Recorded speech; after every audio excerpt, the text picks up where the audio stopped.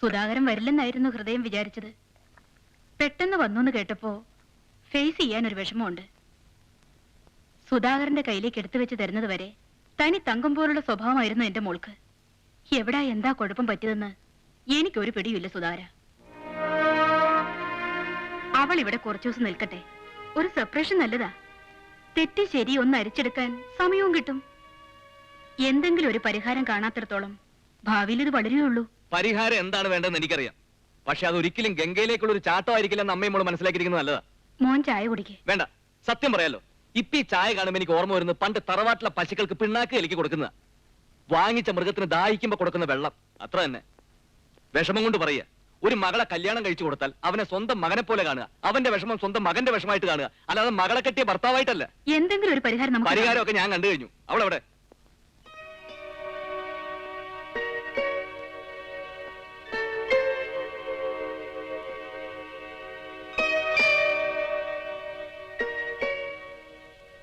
വേണ്ട, ഓരോ ദിവസവും ഇന്ന് വരും എന്ന് ഞാൻ വിചാരിക്കും. സുധാരൻ ഇന്നല്ലേ ഒന്ന് വരാൻ തോന്നിയത്? എന്ത് തെറ്റാ ഞാൻ ചെയ്തത്? എന്നെ ചതിച്ചു കണ്ടപ്പോ പെട്ടെന്ന് എന്തൊക്കെ വിളിച്ചു പറഞ്ഞതാണോ? അതൊക്കെ ഞാൻ സഹിക്കണം എന്നാണോ നീ പറയുന്നത്? സഹിക്കാൻ പറ്റില്ലാച്ചാല് പിന്നെന്തിനാ എന്നെ കല്യാണം കഴിച്ചത്? അങ്ങനെയാണെങ്കിൽ നമുക്കൊരു കാര്യം ചെയ്യാം. ഇവിടെ വെച്ച് ഈ നിമിഷം നമുക്ക് പിരിയാം. നിന്റെ താളത്തിനൊത്ത് തുള്ളാനേ മരണം വരെ എന്നെ കൊണ്ട് സാധിക്കില്ല. അങ്ങനെ ഇപ്പൊ എന്നെ വഴിയിൽ ഇറക്കി വിടാന്ന് കരുതണ്ട. മരണം വരെ ഈ ബന്ധം ഒഴിയാൻ ഞാൻ സമ്മതിക്കില്ല, ഒരിക്കലും സമ്മതിക്കില്ല. എന്തൊരു കഷ്ടമാണ് ദൈവമേത്. ഉടുമ്പ് പിടിച്ചതുപോലെയാണല്ലോ ഈ പണ്ടാറ എന്നെ പിടിച്ചേക്കണത്.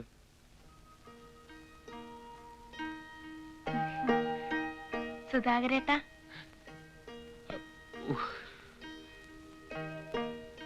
നമുക്ക് വീട്ടിലേക്ക് പോവാം. എന്തിനാ? സർക്കസ് കളിക്കാനാ? ദേ, നിന്റെ മനസ്സിൽ 100,000 ദുഷ്ടത്തരങ്ങളുണ്ട്. പിന്നെ നിനക്ക് തന്നെ പിടിയില്ലാത്ത ചീപ്പ് കോംപ്ലക്സും ആവശ്യത്തിന് വട്ടും. എന്ത് ധൈര്യത്തിനാണ് ഞാൻ ഇതൊക്കെ എടുത്ത് എന്റെ തലയെ കയറ്റി വെക്കണേ? 11 പെട്ടികൾ ഞാൻ അവിടെ കൊണ്ടുവന്നിട്ടില്ലേ? അതിലേതെങ്കിലും ഒന്നിന്റെ ഉള്ളില് ആരുടെയെങ്കിലും ഫോട്ടോ സുധാകരേട്ടൻ കണ്ടോ? കണ്ടു നോക്കണം, അപ്പൊ അറിയാം സുധാകരേട്ടൻ അതെങ്ങനെ ഫീൽ ചെയ്യണമെന്ന്. അത് കണ്ടപ്പോ എന്റെ തലയ്ക്ക് തീ പിടിച്ചാണോ തെറ്റ്? അല്ലാത്തപ്പോഴും നിന്റെ തലയ്ക്ക് തീ പിടിക്കാറുണ്ടല്ലോ, അപ്പോഴോ? അതെനിക്കറിയില്ല. മനഃപൂർവ്വം ഞാൻ എന്റെ തലയ്ക്ക് ഒരിക്കലും തീ വെക്കാറില്ല. പെട്ടിയിൽ വേറൊരാളുടെ ഫോട്ടോ കാണുന്നതൊക്കെ സാധാരണയാ. ഒന്ന് കണ്ടുപോയി വിചാരിച്ച് ഞാൻ നിന്നെ പോലെ വാളെടുക്കാനൊന്നും പോണില്ല. എനിക്കതൊക്കെ സാധാരണയാ. എനിക്കിതൊന്നും സാധാരണയല്ല. ഞാനിത് സമ്മതിക്കില്ല. എന്ത് പറഞ്ഞാലും സമ്മതിക്കില്ല. എന്നാ പിന്നെ പറഞ്ഞു തൊലക്കടി. ഞാൻ എന്താണ് വേണ്ടത്? നമുക്ക് വീട്ടിലേക്ക് പോവാം പ്ലീസ്. സുധാരേട്ടൻ എന്നെ സ്നേഹിക്കുന്നുണ്ടെന്ന് ഞാൻ അമ്മയോട് ബെറ്റ് വെച്ചിരുന്നു. അതിന്റെ തെളിവായിട്ട് എന്നെ കൂട്ടാൻ സുധാരേട്ടൻ ഇവിടെ വരുമെന്ന് ഞാൻ പറഞ്ഞിരുന്നു. ഇപ്പൊ എന്തായി? ഞാൻ ജയിച്ചില്ലേ? നമുക്ക് പോവാന്നേ പ്ലീസ്. ഇനി നിന്നെ തെറി വിളിക്കുവോ? ഇല്ല. അനാവശ്യമായിട്ട് പ്രശ്നങ്ങൾ ഉണ്ടാക്കുവോ? ഇല്ല. എന്റെ അമ്മയെ നന്നായി നോക്കുവോ? അമ്മയുടെ കാര്യങ്ങൾ അമ്മ തന്നെ നന്നായിട്ട് നോക്കുന്നുണ്ടല്ലോ. അല്ല, വേറൊരാൾ നോക്കുന്നത് അമ്മയ്ക്ക് ഇഷ്ടമല്ല, അതുകൊണ്ടാ. ഇഷ്ടമാവണ്ട, എന്നാലും നോക്കുവോ? ആ, നോക്കും. നടക്ക്. ഇത്രയും ചോദ്യങ്ങൾ എന്നോട് ചോദിച്ചില്ലേ? ഇനി ഞാനൊരു ചോദ്യം അങ്ങോട്ട് ചോദിക്കട്ടെ? എന്താ? ഇനി വേറെ പെണ്ണുങ്ങളുടെ കൂട്ടത്തിൽ പോവോ? ഇല്ല. തീർച്ച? തീർച്ച.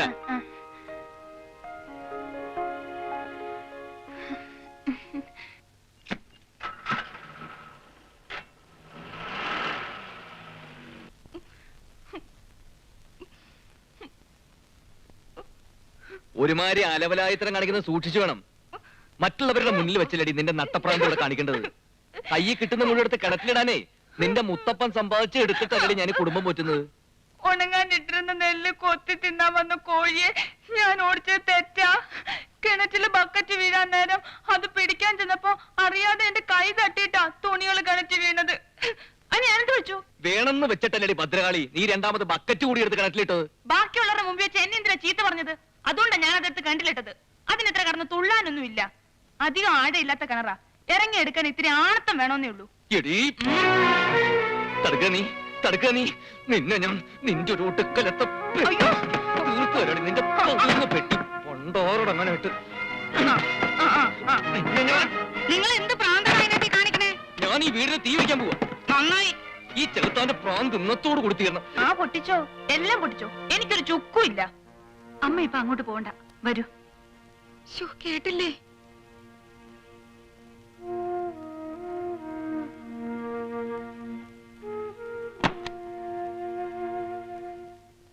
ഇങ്ങനെ സംഭവിച്ചാൽ അത്ഭുതമില്ല.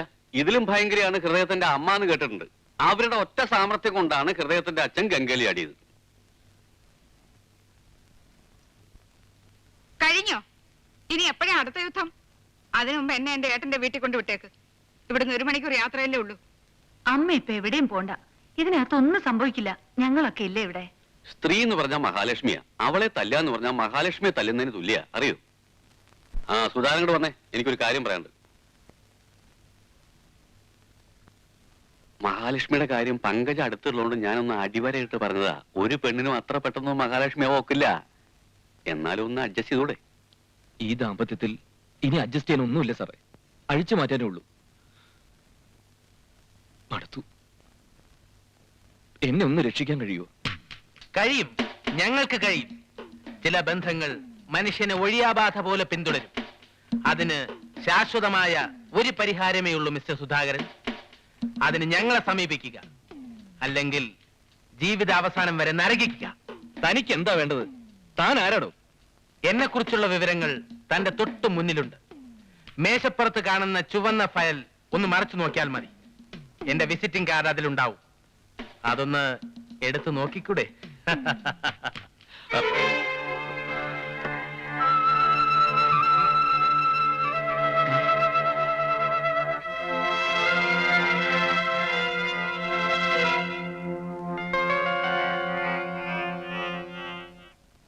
ഏറ്റെടുക്കുന്ന ജോലിയിൽ പോലീസിൽ നിന്ന് പോലും പ്രശംസാപത്രം നേടിയിട്ടുള്ളവനാണ് ഈ ആന്റണി ഡിസിൽവ.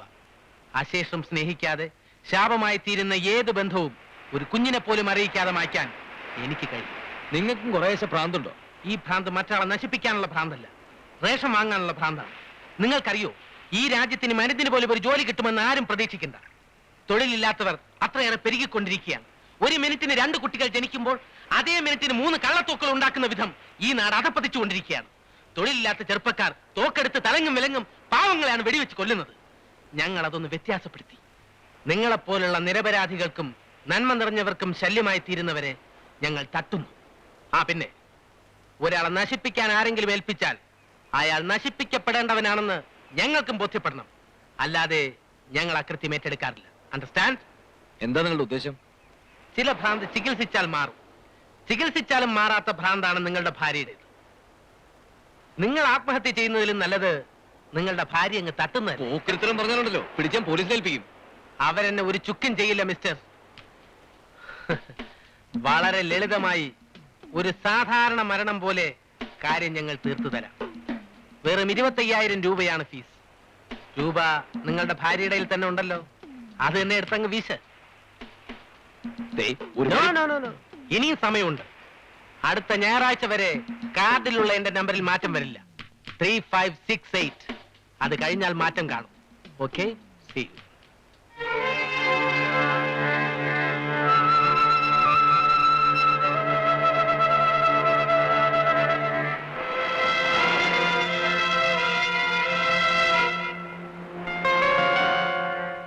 ആ കുട്ടി 5 മിനിറ്റ് കാണാതാവുമ്പോഴത്തേക്ക് എനിക്കങ്ങ് ആദ്യ.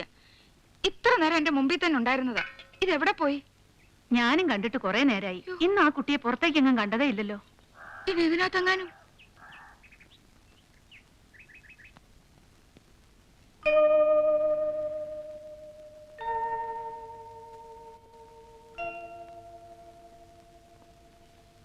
മോളെ,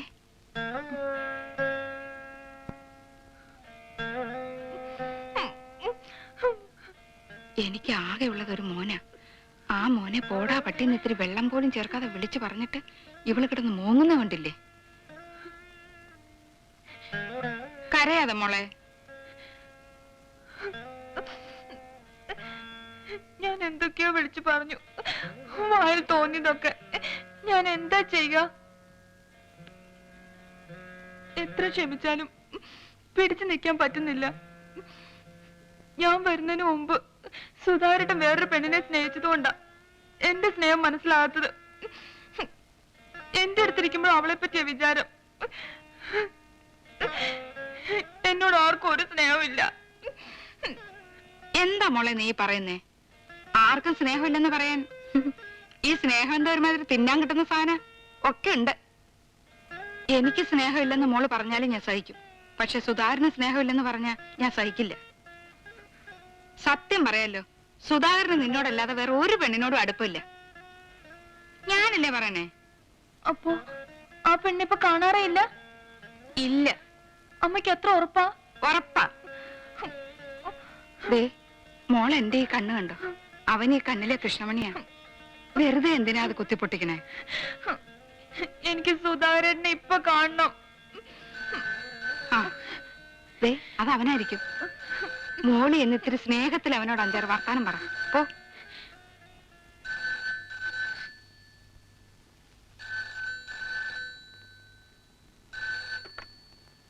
വീട്ടിൽ ഒറ്റയ്ക്കാണെന്ന് പറഞ്ഞിട്ട് സുധാകരൻ എങ്ങോട്ട് പോയിരിക്കുക?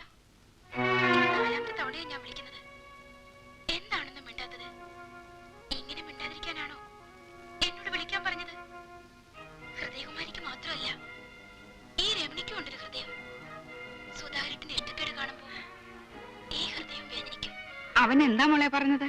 പോകുന്നുണ്ടായിരുന്നു. തള്ളയുടെ ഒരു കള്ള സ്നേഹം കണ്ടില്ലേ? ഒരു പെണ്ണിന്റെ കുടുംബം കലക്കാൻ ഫോൺ ചെയ്തതിന് 15 ഉലുവയോ? കൊണ്ടുപോടോ. എനിക്ക് 300 കിട്ടണം. ഗുണഗോഷ്ടം പഠിച്ചിട്ടുണ്ടോ? എഞ്ചുവടി. ഈ 15ന് 20 കൊണ്ട് പെരുക്കിക്കോ. അത് 300 ആയിക്കോളും. തന്നില്ലെങ്കിൽ വീണ്ടും അവരെ വിളിച്ച് ഞാൻ സത്യം പറയും. അതറിയാവുന്നത് കൊണ്ടാണടി ആ നമ്പർ ഞാൻ തന്നെ കറക്കിയിട്ട് റിസീവർ മാത്രം നിനക്ക് തന്നത്. ആന്റണി ഡിസിൽവയ്ക്ക് നേരെ വാളോങ്ങിയവരാരും സ്വന്തം തല വെട്ടാതെ വാള നിലത്തിട്ടിട്ടില്ല.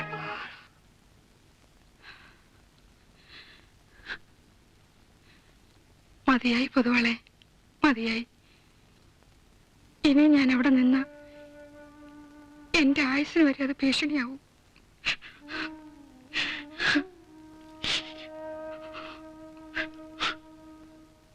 അവിടെ നാക്കിന്റെ ചവിട്ടും തൊഴിൽ സഹിക്കാൻ വയ്യാതെ അതിരാവിലെ സ്ഥലം വിട്ടതാ എന്റെ ഒരു മോൻ. ഇപ്പൊ നേരെ ഏതാണ്ട് ഉച്ചയാവാറായില്ലേ? ഞാനും ഇതാ പോന്നു. ഒരു വീടാവുമ്പോ എങ്ങനെയൊക്കെ ഉണ്ടാവും, അതിനിങ്ങനെ തെറ്റിപ്പിരിയണം. ഒരു തെറ്റലും ഇല്ല, ഒരു പിരിയലും ഇല്ല എന്റെ പൊതുവാളെ. 1 രൂപ 40 പൈസ കൊടുത്ത എന്റെ ചേട്ടന്റെ വീടിന്റെ മുമ്പിൽ ബസ് ചെന്ന് നിൽക്കും. എനിക്ക് അവിടെ ചെന്നിട്ട് നേരാമണ്ണൊന്ന് ശ്വാസം വിടണം. സുധാകരൻ വന്നാൽ എന്ത് പറയും? ഞാൻ ചത്തിട്ടില്ലെന്നും ഇത്തിരി കൂടെ ജീവൻ ബാക്കിയുണ്ടെന്നും പറഞ്ഞേക്ക്. നീ ഇപ്പൊ അങ്ങോട്ട് പോണ്ട. അതിന് മാത്രം എന്താ ഇപ്പൊ ഉണ്ടായത്? ഇനി ഉണ്ടാകാനൊന്നും ബാക്കിയില്ലെന്ന് കരുതിക്കൊള്ളൂ.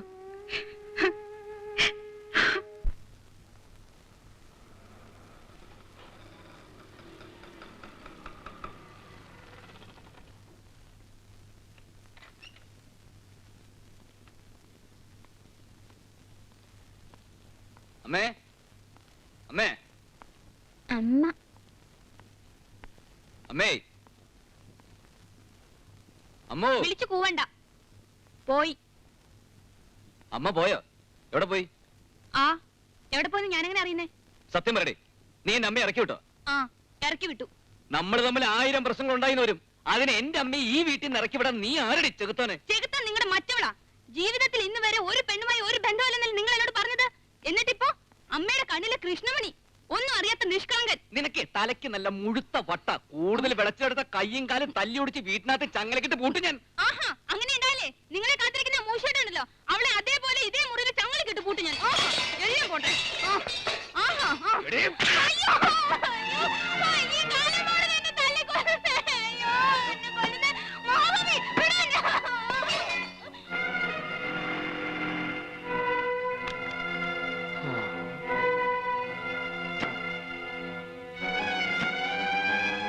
എന്റെ അമ്മ ഈ വീട്ടിൽ ജീവിക്കാൻ പറ്റില്ലേ? നാട്ടുകാരെ എന്റെ അടുത്ത് വരരുത്. ജനിച്ച പിന്നെ ഇന്ന് വരെ എന്റെ അമ്മ എന്റെ ദേഹത്ത് ഒരു തുള്ളി മണ്ണ് പോലും വീഴ്ത്തിട്ടില്ല.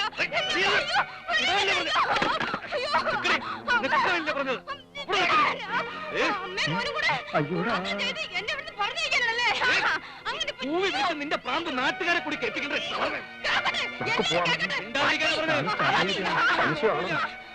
എന്റെ ജീവിതം നശിപ്പിച്ച കൊന്നുകളെ തന്നെയാണ്. എന്നെ അടിക്കാറായി നീ ഉരുമ്പട്ടവളെ.